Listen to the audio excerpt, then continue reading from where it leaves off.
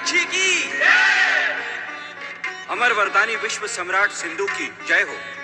कारागर प्रमुख विरोचन, क्या समाचार लेकर राजसभा में उपस्थित हुए हो? बंदी देवताओं ने हमारा दिया हुआ भोजन स्वीकार नहीं किया दैत्यराज। क्या देवताओं को मांसाहारी भोजन दिया गया था?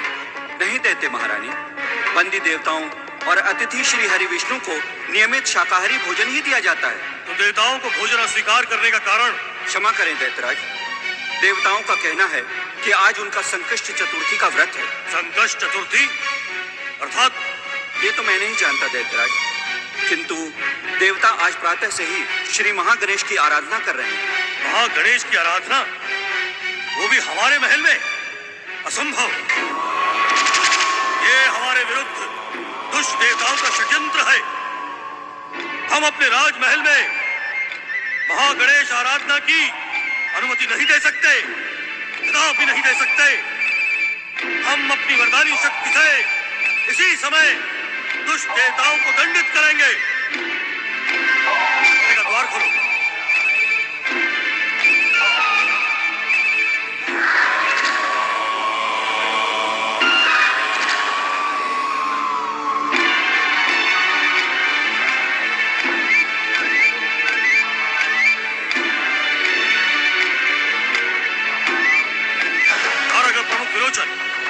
ये बंदी देवता कहाँ भाग गए? क्षमा करें दैत्य सम्राट, बंदी देवताओं का स्वर हमें स्पष्ट सुनाई पड़ रहा है। जब मेरे अम्रास्त्र से इन दुष्ट देवताओं की दिव्य शक्तियां नष्ट हो गई थी, फिर वे अदृश्य कैसे हो गए?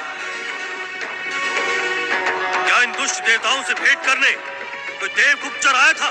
नहीं दैत्यराज, इतनी कड़ी सुरक्षा में देवगुप्तचर तो क्या पंछी भी पर नहीं मार सकता। तुम्हारी सुरक्षा में कोई भूल अवश्य ही हुई है विरोचन, अन्यथा ये शक्तिहीन देवता अदृश्य नहीं हो सकते थे। भूल का तो प्रश्न ही नहीं उठता दैत्य सम्राट। हमें उत्तर देने की भूल ना करो दुष्ट विरोचन।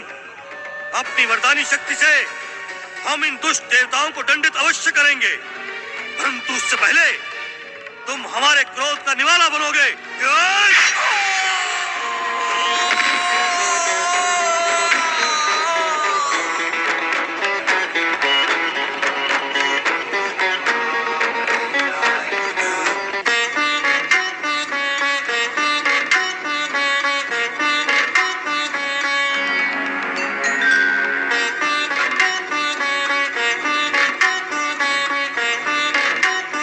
श्री हरि, मैं तो समझा था कि आप भी दुष्ट देवताओं की भांति अदृश्य हो गए।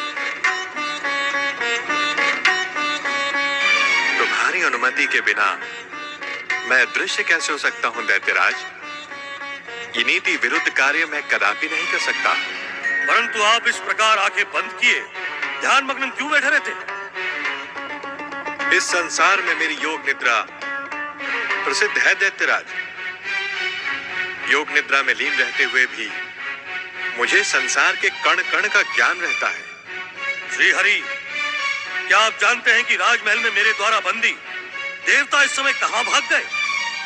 ये तुम्हारी भूल है सिंधु। तुम्हारे महल रूपी कारागृह से देवगण कहीं भागे नहीं है। परंतु वे इस समय कक्ष में दिखाई नहीं दे रहे।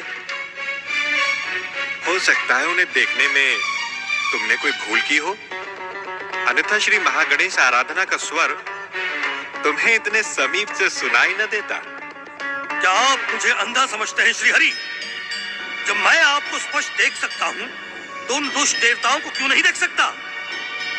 अवश्य ही इसमें कोई षड्यंत्र है। तुम क्या सोचते हो दैत्यराज, क्या यह सब मेरे कारण से हो रहा है?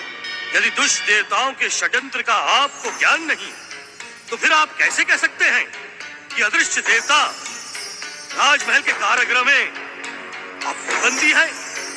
जो मैं स्वयं अपनी आंखों से देखकर आ रहा हूं, वो तो आपने नहीं देखा। फिर आप भी? दैत्यराज सिंधु, आपने हमसे ही वरदान पाकर हमें अपना अतिथि बनाया। क्या एक अतिथि के साथ ऐसा व्यवहार करना उचित है? यदि अतिथि षड्यंत्र में सम्मिलित हो श्री हरि, तो वो अतिथि नहीं शत्रु बन जाता है। दैत्यराज सिंधु, अपने वरदान की रक्षा और मर्यादा के कारण, परंतु अब जब हम आपके शत्रु बन गए हैं, तब न तो वरदान की मर्यादा रही और न ही अतिथि बने रहने की। आप कहना क्या चाहते हैं श्री हरि? क्या आपको अब हमारा आतिथ्य स्वीकार नहीं है? जिसका विवेक नष्ट हो चुका हो, जिसके हृदय में दुराचार और दुर्भावना ने प्रवेश कर लिया हो, उसका अतिथि बने रहना हमें स्वीकार नहीं। जहां तक देवताओं के दृश्य होने के रहस्य का प्रश्न है, तो वो हम अपनी योग निद्रा में लीन होकर दिव्य दृष्टि से देख रहे हैं। आपने हमारे साथ छल किया है, दैत्यराज सिंधु के साथ छल किया है श्री हरि। दैत्य गुरु शुक्राचार्य ने सत्य कहा था। आप छलिया थे, छलिया है, परंतु मैं आपको छलिया नहीं रहने दूंगा।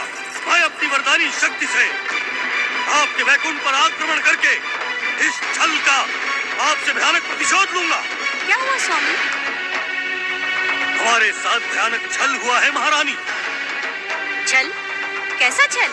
किसने किया आपके साथ छल? अपनी ही भूल के कारण हम छल लिए गए महारानी।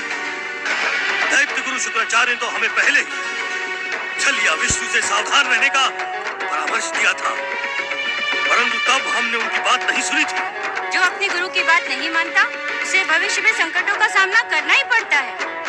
आपने दैत्य गुरु शुक्राचार्य के परामर्श को न मानकर भयानक भूल की है स्वामी। मेरी भूल और दोष देखने का दुस्साहस ना करो महारानी। शुक्राचार्य की बात न मानने का एकमात्र कारण यह था, जब तक विष्णु हमारे अतिथि बनकर रहते हैं, संसार की कोई भी शक्ति हमें स्पर्श नहीं कर सकती। परंतु अब देवताओं की महागणेश आराधना अवश्य सफल होगी। और आप स्वामी, आप क्या तुम हमारी शत्रु बनना चाहती हो? मुझे स्त्रियों का बात बात पर भयभीत हो जाना तर्क भी प्रिय नहीं। भविष्य में इस बात से सावधान रहना।